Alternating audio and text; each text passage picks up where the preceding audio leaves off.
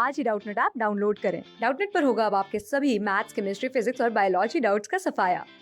बस अपने क्वेश्चन की फोटो खींचो, उसे क्रॉप करो और तुरंत वीडियो सोल्यूशन पाओ। Download now. देखिए, अभी बात करते हैं बोरोन और एल्युमिनियम के ट्राई हैलाइड्स के बारे में।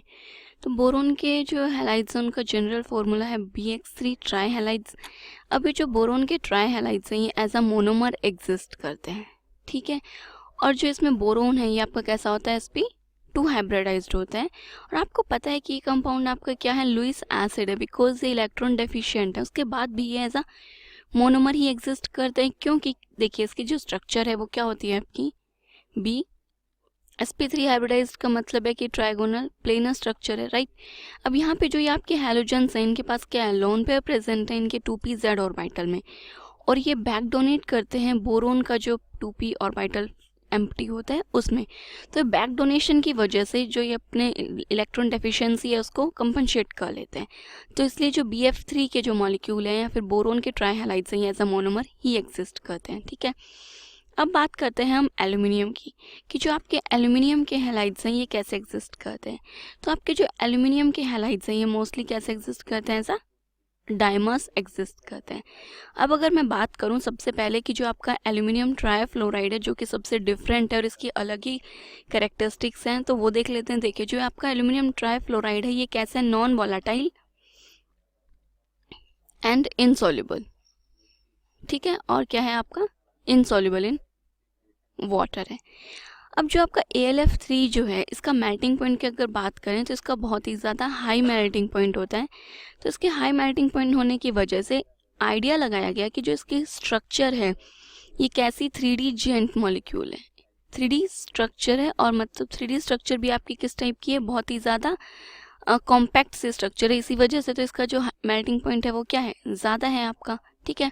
अब अगर मैं इसके स्ट्रक्चर की बात करूं तो देखिए जो आपका AlF3 जो है इसमें जो आपका एल्यूमिनियम जो +3 आयन है ये आपके 6F नेगेटिव आयन से क्या होती है, सराउंडेड होती है। और यहाँ पे आप बोल सकते हो कि जो एल्यूमिनियम है इसका जो कोऑर्डिनेशन नंबर है वो यहाँ पे क्या है, 6 है।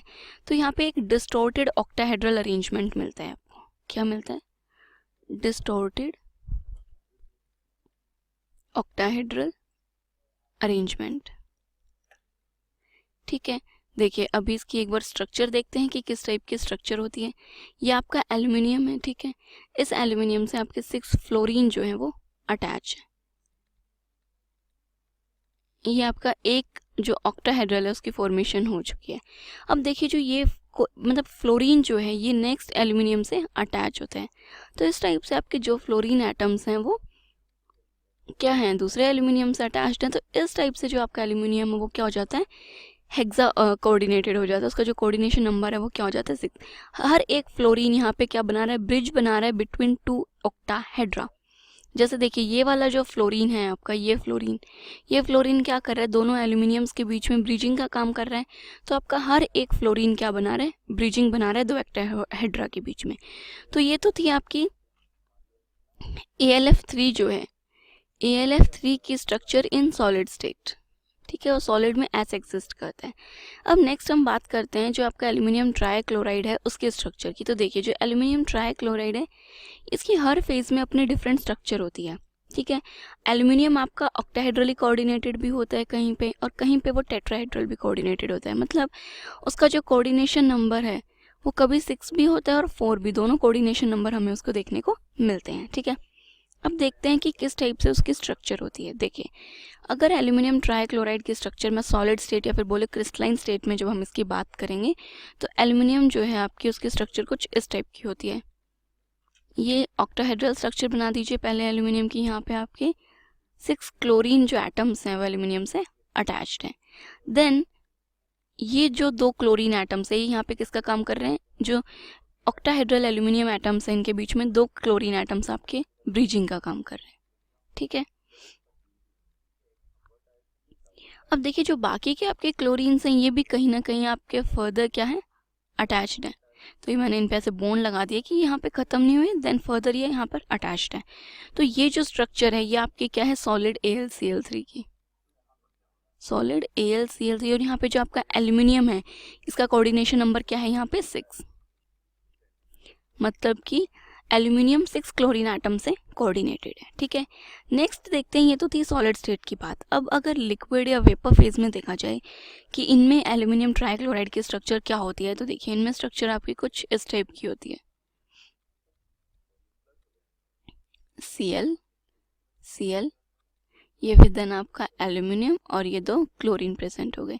जैसा आपका डाइबोरीन जो होता है उसकी जो स्ट्रक्चर होती है और उसमें जो बनाना बॉन्ड बनता है काइंड ऑफ वही स्ट्रक्चर होती है। ये आपकी लिक्विड या फिर आप बोल सकते हो वेपर, दोनों फेज में जो आपका एल्यूमिनियम ट्राइक्लोराइड उसकी यही स्ट्रक्चर होती है और ये यहाँ पे कैसा होता है, टेट्रा कोऑर्डिनेटेड होता है, ठीक है। अब एल्यूमिनियम ही नहीं, बाकी के जो आपके हैलाइड्स हैं उनकी भी जो स्ट्रक्चर है वो यही होती है। उन हैलाइड्स का भी जो आपका कोऑर्डिनेशन नंबर है वो क्या होता है, यही कोऑर्डिनेशन नंबर होता है 4। देखिए अगर मैं एल्यूमिनियम में ही बात करूं, एल्यूमिनियम X3, ठीक है, तो यहाँ पे जो आपका X है वो अगर ब्रोमीन और अगर आयोडीन होगा तो उसकी स्ट्रक्चर कौन सी होगी, मतलब जो ये कोऑर्डिनेशन नंबर 4 जो है वो किस किस की स्ट्रक्चर है, अभी मैं वो पॉइंट बता रही हूँ आपको। तो क्लोरीन में तो कब है, जब लिक्विड और वेपर फेज में, बाकी सब में सारे फेजेस में चाहे फिर वो लिक्विड हो, वेपर हो, कोई भी फेज हो या क्रिस्टलाइन फेज हो, यही स्ट्रक्चर होगी, ठीक है। एक्स अगर वहाँ पे ब्रोमीन और आयोडीन है तो ये स्ट्रक्चर होगी। देन अगर मैं गैलियम की बात करूँ कि जो आपका गैलियम ट्राइहैलाइड है इसका एक्स, इवन दो चाहे क्लोरीन हो, ब्रोमीन हो और आयोडीन हो, तीनों केस में सेम ही स्ट्रक्चर होती है। देन बात करूं अगर मैं इनीडियम ट्राइहैलाइड्स की, तो इसका अगर एक्स आयोडीन है तो ये स्ट्रक्चर होती है, और थैलियम ट्राइहैलाइड की क्या होगी, एक्स अगर आपका ब्रोमीन है तो।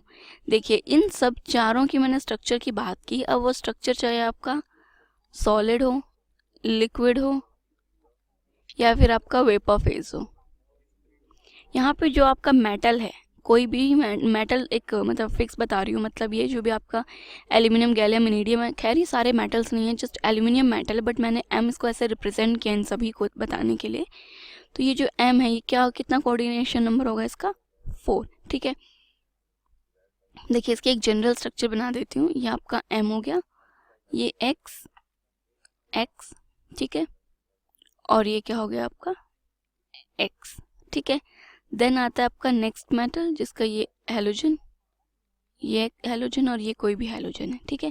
अब इसके बाद में जो आपकी जो स्ट्रक्चर की अगर बात की जाए तो आपकी स्ट्रक्चर कैसे बनती है, देखिए ये डाइमर फॉर्म में एग्जिस्ट करते हैं। तो इनके जो ये दो मॉलिक्यूल्स हैं ये अब देन आपके डाइमर्स किस टाइप से बनाते हैं, देखिए वो बताती हूँ मैं एक बार आपको, ठीक है। देन नेक्स्ट मेटल जो है आपका वो यहाँ पे प्रेजेंट है।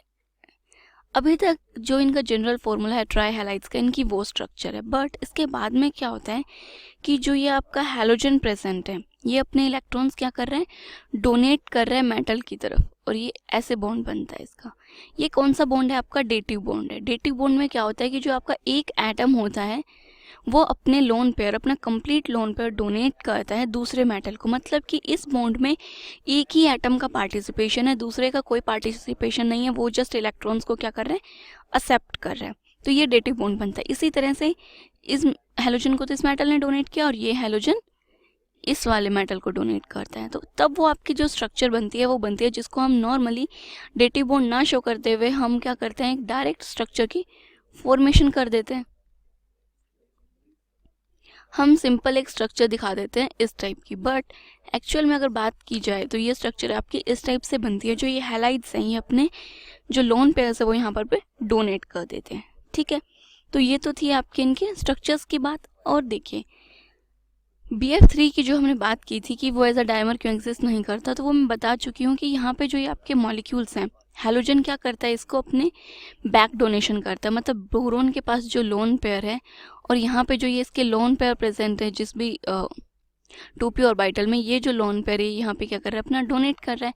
तो इसकी वजह से जो आपका बोरोन और हैलोजन है इसमें क्या आ रहा है, पार्शियल डबल बॉन्ड करेक्टर आ रहा है, बिकॉज यहाँ पे आपकी p बॉन्डिंग हो रही है,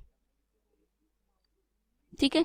तो अब आपको पता है कि जो p बॉन्डिंग है ये स्टेबलाइज हो रही है, तो ये इसको ब्रेक करके डायमर एग्जिस्ट नहीं करेगा। तो BF3 आपका ऐसा है जो सिर्फ मोनोमर एग्जिस्ट करता है, बाकी के जो आपके हैलाइड्स हैं बाकी मेटल्स के वजह डायमर एग्जिस्ट करते हैं, ठीक है।